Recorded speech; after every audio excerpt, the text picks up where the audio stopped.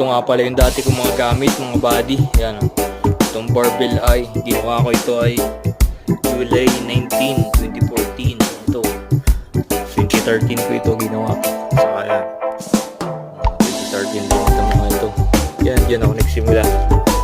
Tapos ito pang malakasang pang abs to, upside down, curls up. Saka meron din ako ditong bench incline. Yan, inanay na.